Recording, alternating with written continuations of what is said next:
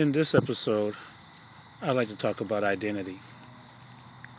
From a young child, I remember this advertisement or PSA that disturbed me, and it disturbed me most of my life. It wasn't until recently, and thanks to the internet, I was able to find this ad again, at least one of them, and now I would like to share it with you. The young boy looking in the mirror, seeing a superhero, and the reflection is white. The one I have not been able to find as of yet is of the young black girl looking into the mirror, and the beauty is white. And this is what I want to talk about today. Many of us have lost our identity because many of us aren't taught our identity. A lot of us are living by the mindset that we are descendants of slaves, and that is far, far, far from the truth. My wife and I took a trip to Egypt, and one of the highlights of our trip was to go to the Egyptian Museum in Cairo. And in the museum, they had artifacts from every dynasty in Egyptian history, with the exception of the 25th dynasty. In fact, they skipped the 25th dynasty and went directly to the 26th and 27th dynasty, the Greek dynasty, the Ptolemy dynasty. Now, I wonder, why was that such? Well, in the 25th dynasty, there's no dispute that that was a dynasty that was controlled, and the pharaohs were all Nubians, black Africans. But yet and still, this dynasty was totally skipped and not acknowledged in the Egyptian Museum.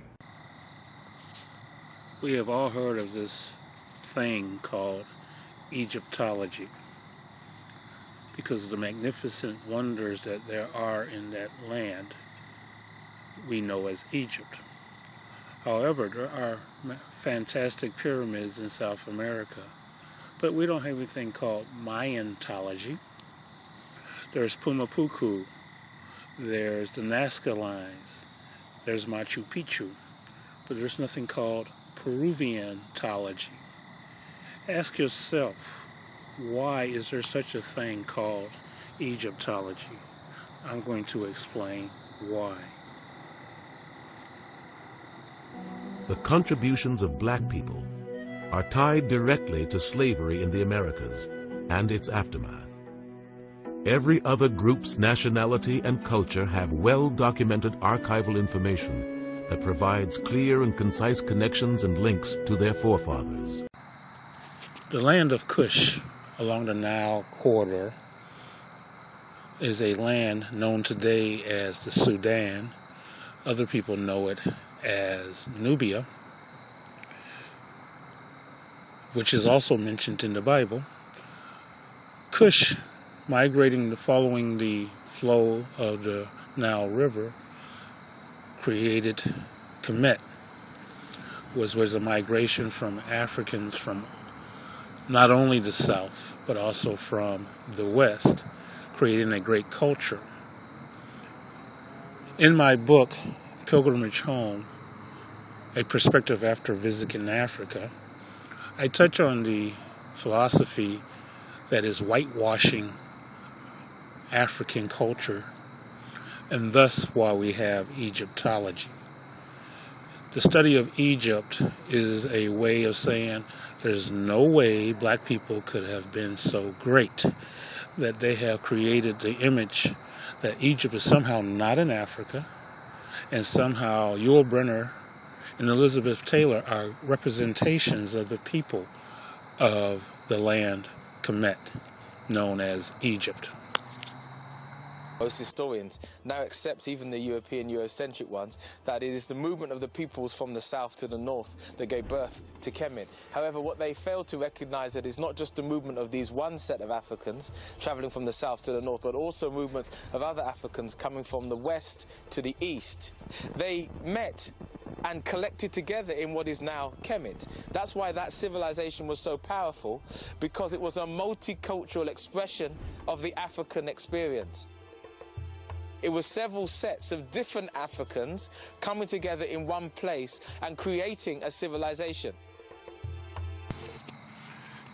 It is important that we recognize our true identity. Unlike that little boy that disturbed me when I was young and going up through most of my life, looking in the mirror and seeing a fictitious superhero and trying to identify with that, he needs to look into the mirror and see the reflection of the kings and pharaohs of Egypt. The little girl, rather than looking into the mirror and seeing the essence of beauty being a white woman, she should see the queens of Nubia, the queens of Africa. Nefertiti, wife of Akhenaten, is rated as one of the most beautiful women to ever walk the face of the land, and she was a pharaoh of Egypt. Akhenaten, the pharaoh who is discredited as saying he was a heretic, is the first man ever on the face of the planet to say there is one God. Both Nefertiti and Akhenaten were Nubian, and they were not of the 25th dynasty. They preceded the 25th dynasty, and they preceded all established known religions today.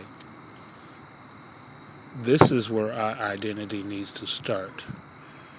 It's the fact that contemporary society has not dismantled a worldview that was put together with a particular hidden agenda, and the agenda was not so hidden. The agenda was to to rationalize slavery by saying, we are civilizing these people, they do not have a history. This issue of the Cushites is not relevant. It's all just minor, minimal, marginal stuff in order to reinforce a false notion that a particular group, Europeans, had a well-substantiated history and Africans did not. I mean, it just so happens that all human beings have a history, and that's all there is to it.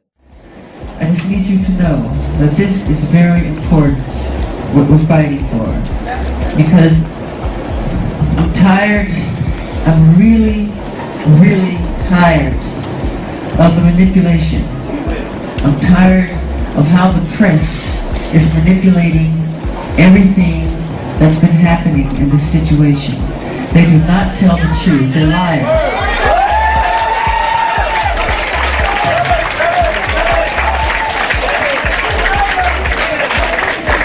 And they manipulate our history books.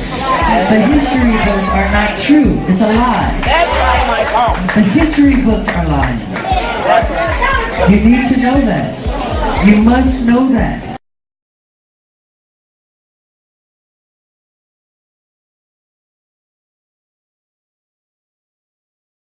All Somalis are regal.